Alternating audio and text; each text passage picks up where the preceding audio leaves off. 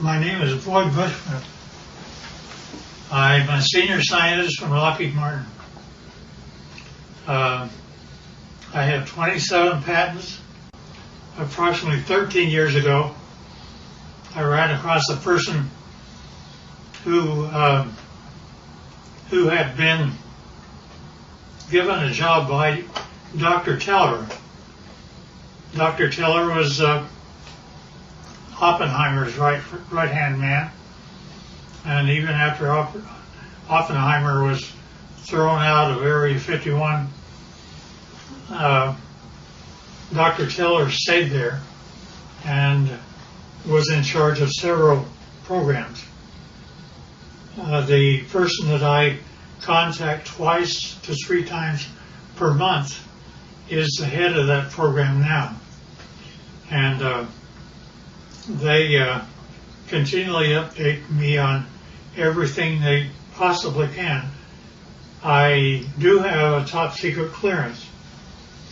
I choose, however, for their purposes, not to use it because the intelligent ones of me and me actually believe that a great deal of information should be lifted up from those dark recesses of Area 51 and moved over so people can see it. So that's what began about 13 years ago. Since I am a scientist, I do not believe in theory. I basically say, follow the data, theory be damned. If something can't verify by a physical test that something is true, then I do not care to accept it in that I present. Therefore, everything that we present here will be data that comes directly from them through me to you. The subject of today there are those that are acquainted with the fact that there were Phoenix lights that occurred over Phoenix about 2 years ago. They were photographed, and those really turned out to be just blobs across the Phoenix sky. It turned out to be that a very dear friend of mine took his wife up a mountain on Valentine's Day, and they took a photograph of Tucson. Turned out to be, when they developed the film, there were a total of 5 UFOs across Tucson proper. And this is Tucson as they saw it. Can you get that? So here's the picture of Tucson as he had it. Then, as he developed further, notice that there are 5 very distinct UFOs along the top of the mountain. Mm-hmm. One of them is even canted a bit, about 45 degrees. Now, the person that took the film said that he had a mothership underneath and one up high. This shows the high one. Mm-hmm. I don't know if I know that I can buy the ship. My name is Scott Faree. I live in Vail, Arizona. A friend of mine who manages a nonprofit in Tucson asked me to take some photos for him for his website. And he was looking for a sunrise picture of kind of the skyline of downtown Tucson. So I had gone out actually on Valentine's Day evening. I dragged my wife up to A Mountain so that I could go up there and just block out some shots, kind of plan the photos that I was ultimately going to take for that website. And so we got up on A Mountain just as the sun was setting. I set up my Canon 40D on a tripod, opened the shutter up fully. I really wasn't looking for picture quality. I was, like I said, I was looking to block out where I wanted to set the camera and the angles that I wanted to take. And so I started to click off some photos, and I had these set with a timer release on the shutter so I didn't get any camera vibration because the sun was starting to set. We were running into fairly low light. And I took, I don't know, it was probably 6 or 8 pictures. I figured I'd had enough that I could take a look at tomorrow, take a look at the next day and decide what I liked. So we went out to dinner that night, went home the following day. I uploaded these photos onto my laptop, and I noticed some lights that I really didn't expect to see up above the Santa Catalina Mountains. And upon closer inspection, and as I really ran out the contrast in the photo, I ended up with something that I still can't explain to this day. This is the original photo, and these lights were showing up just over the top of the mountain. I took a second photo probably 5 or 6 seconds later, as long as it would have taken for me to reset the timer. And in fact, this group of lights was in a much more narrow band, and now about, well, I don't know, I can't really say distance-wise, but they'd moved quite a ways from where that original grouping had taken place. So I still have no explanation for the camera, or for the pictures. These images, these lights have not shown up in any other photos that I've taken. I'm at a loss as to what they might be, and certainly curious as to where those lights came from. They certainly are very similar images. Here's up and flying. Let me go through now on the ships. In order for me to believe it, I had to get blow-ups, and so here are 2 of them, which is blown up much higher. And I think I have one that, yeah, you can see the 45-degree candidate UFO. Now see, the only reason that I bought everything that he said is because my people have been feeding me for 13 years pictures, not only pictures of just plain pictures, but I gave them assignments, being a senior scientist, and they got a picture of up close and personal. This is a UFO which is ready to take off, and it is very up close. And they inform me that there are 3 elements which the UFO is contained. One is telluride, the other is germanium, the other is palladium. I did not say a metal once. And not only that, but the things pick up and fly using anti-gravity. Now, that's one picture. Here's another picture. In this case, the UFO is not turned on, ready to fly. Therefore, it only shows on the upper part of it. And generally, it's white on the underside when power is applied.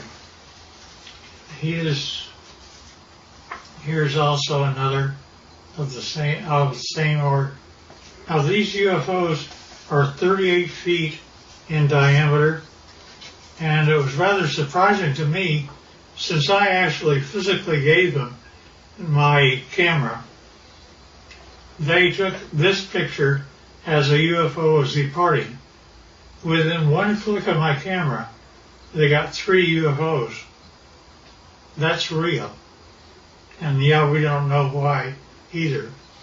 Now also, when UFOs come in, they like we have a heads-up display for our pilots.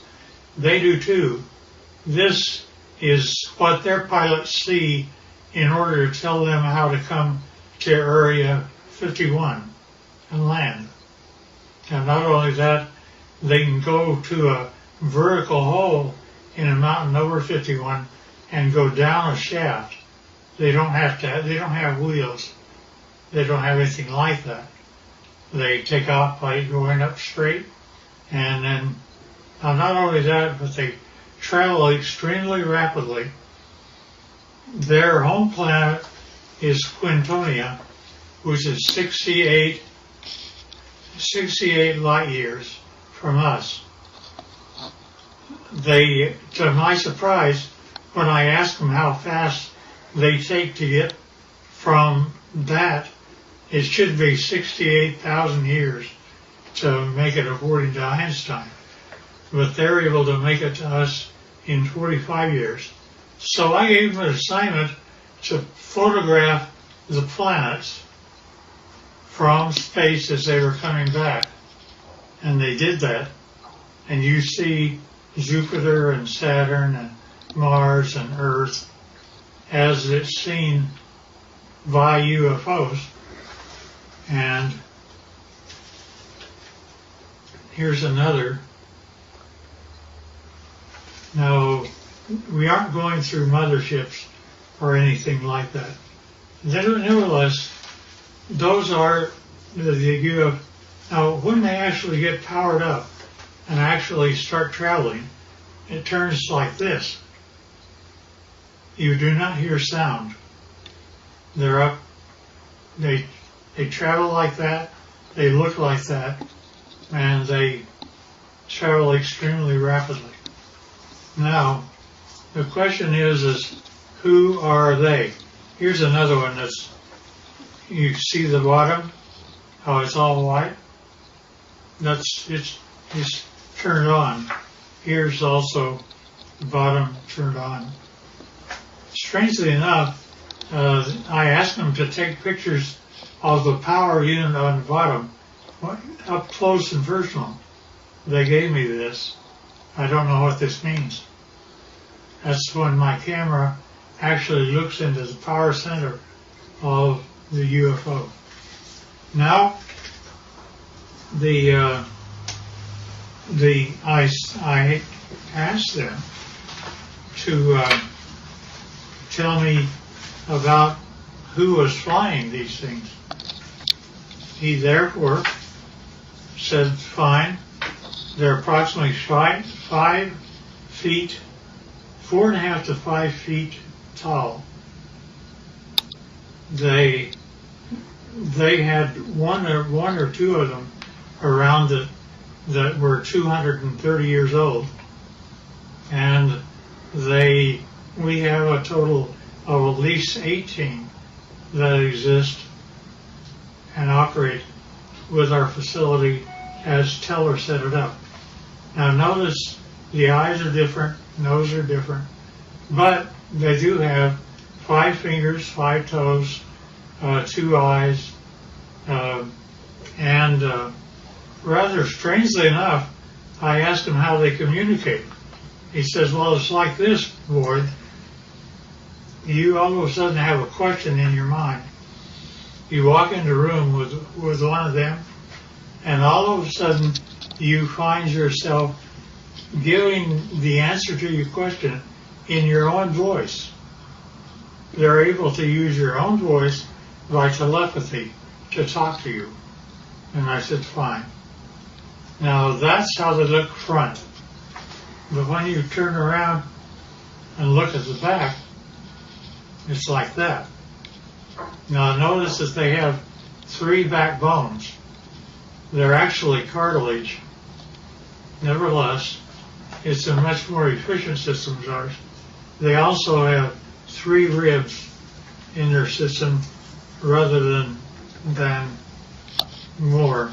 This is also the back side of an alien. Here's a 45-degree look.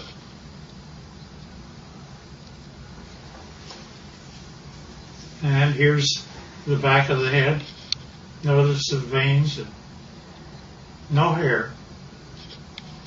And now when we talk about aliens, I pushed the issue, and he said, well, there's kind of 2 groups of aliens.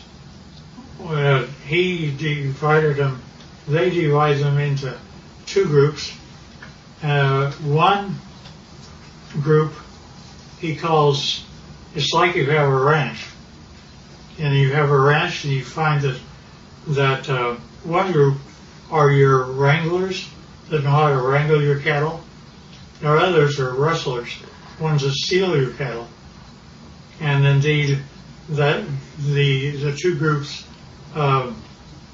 do act differently. To the ones that are wranglers are much more friendly and have a better relationship with us. Here's the other side of the alien too. Now also notice that their feet, where they have 5 toes, the toes are joined together like a frog, and yet they are dissimilar. Now there was a surprising occurrence, and that is my friend had one of them that was a friend, and he died here. And 10 days after his death, I was out visiting my buddy who's in this picture. And if you look very close, you can see that his friend is in spirit form and right over his left shoulder. You can also see that the fingers are long, that there is something. We have an expression that basically say when a person dies, they stay around their body for 3 days and then go off, and they basically have the same thing that happens to them. Now, with respect to the alien craft, we have American citizens which are suited up like this, and they are working on UFOs 24 hours a day, and we're trying to learn what to do. These are 2 guys, 2 American citizens, and they're trying to protect themselves against germs and things like that.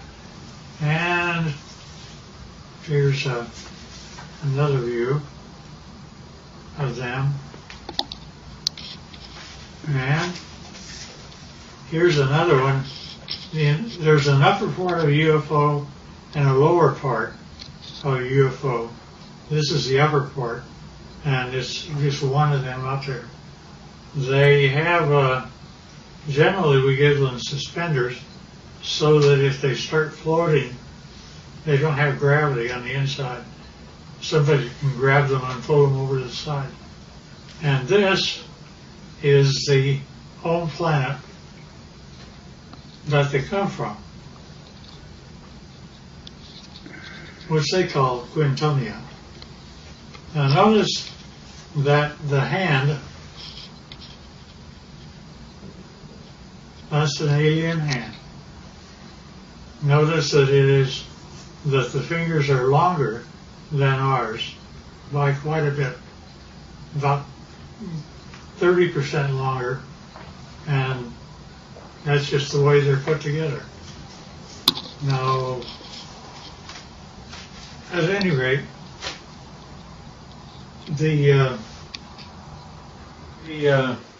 this process that introduced me directly or indirectly to Dr. Teller's work with the group that still is in charge of Area 51 and equivalent. Turned out to be a doctor, very, very fine gentleman. And I was carrying on a conversation with him. He saw how the subject was going. So he simply said, well, you need to know what I did one day. And I said, okay.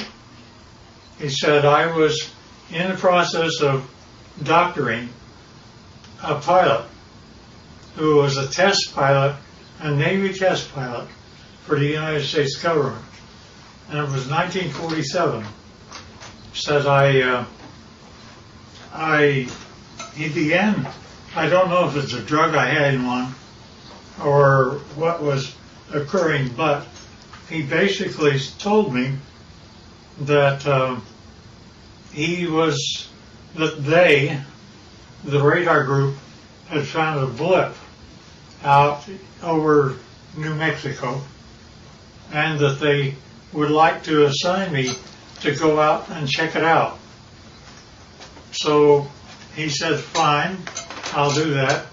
And he got the fastest airplane that existed then, which was a propeller at the time.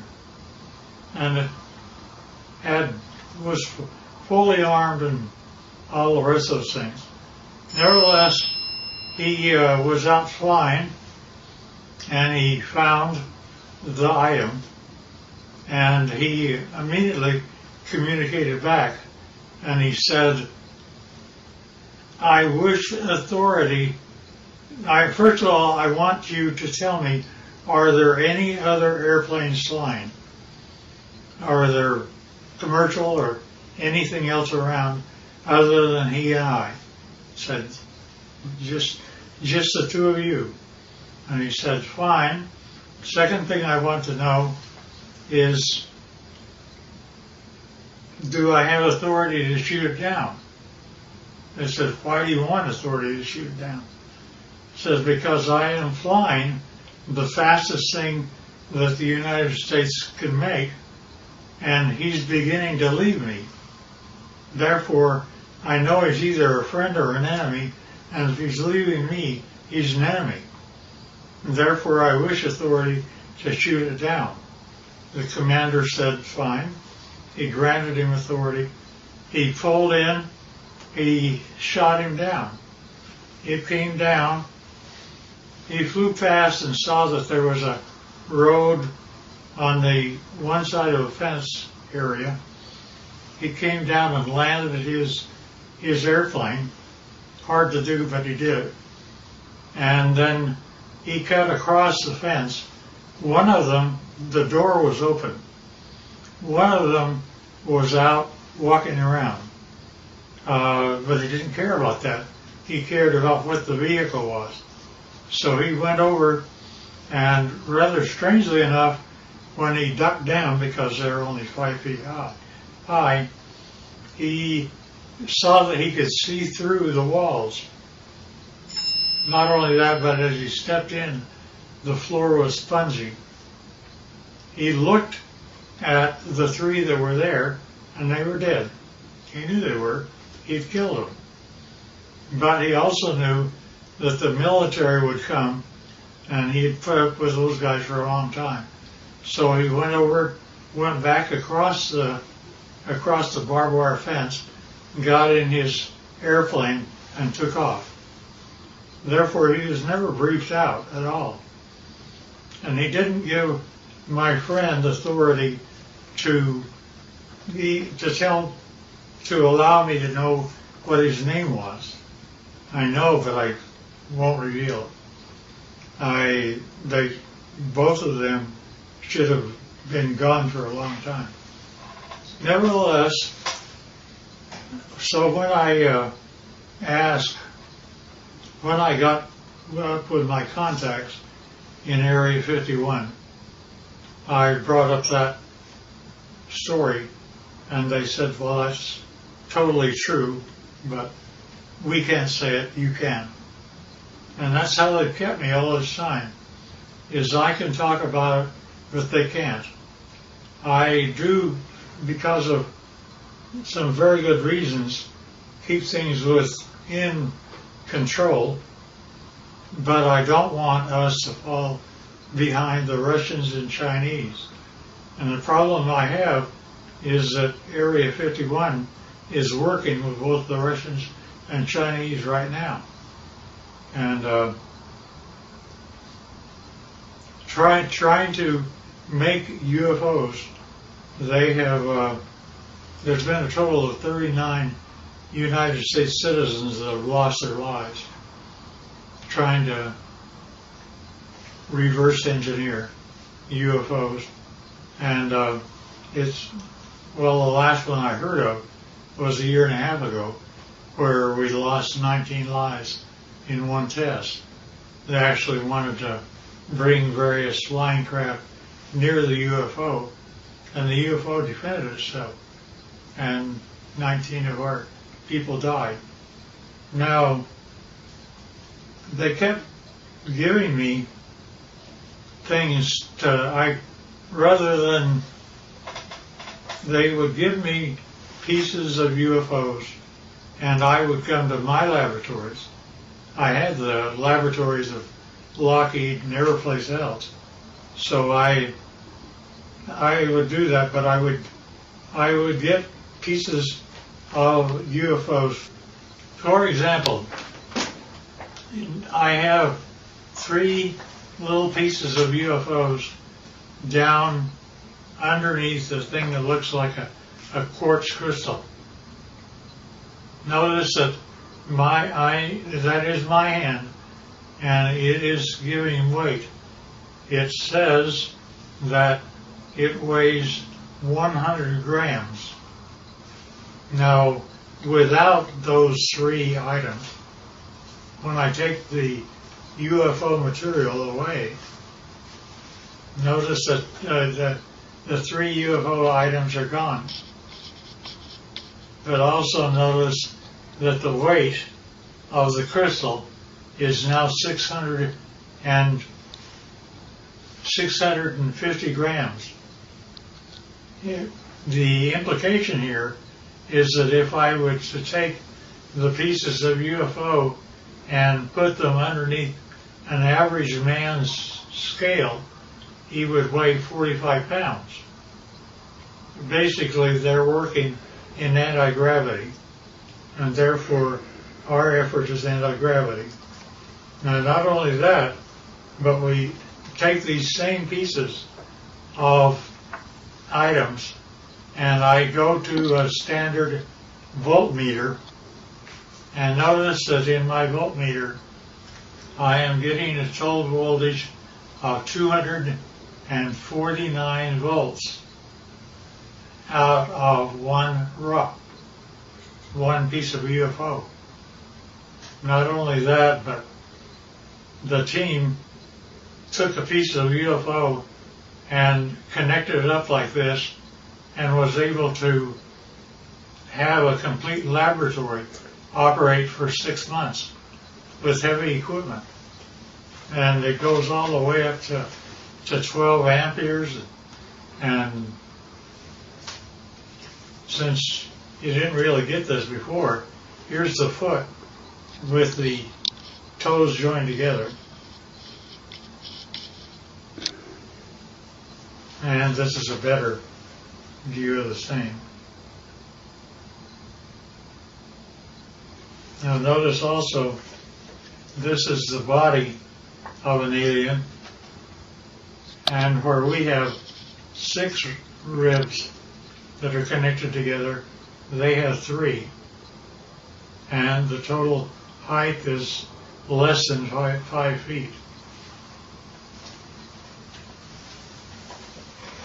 And they still look like this, not like you and I. Nevertheless, so we're able to obtain voltages and anti-gravity, and anti-gravity appears several ways, which is rather unique and nice. Scotty talked about UFOs. I basically said, yeah, I understand, because here is what Area 51 was giving to me since the year 2000 and beyond. Notice it's recent, and we have one triangle, then we have 1, 2, 3, 4, 5, and we have one that's 150 feet across, if not larger. And each one of these are separate documentation of UFOs that were photographed and taken across the world from 2000 the year 2004. Now, when you actually get what that all means, is a UFO, when it's white on the underneath side, is ready to fly like that. And it's anti-gravity, that's the reason you don't hear anything. But when it's just parked means just floating in air. It could be above your house, like this, and this. This turns out to be the heads-up display that the aliens see of how to go to Area 51 and store their craft. Nevertheless, this is what the craft look like. That's how they change power.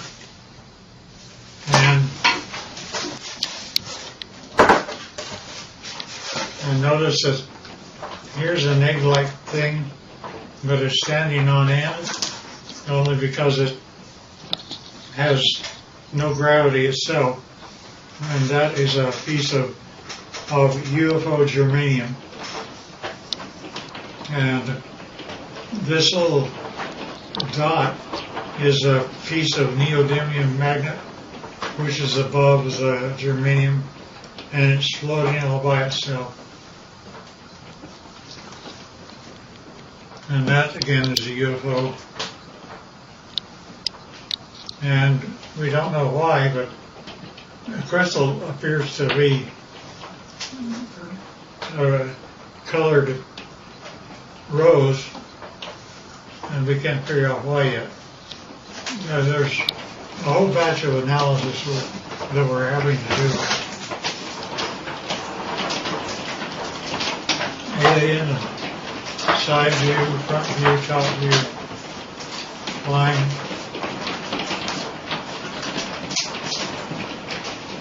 And that's the power center of palladium in the middle of the craft.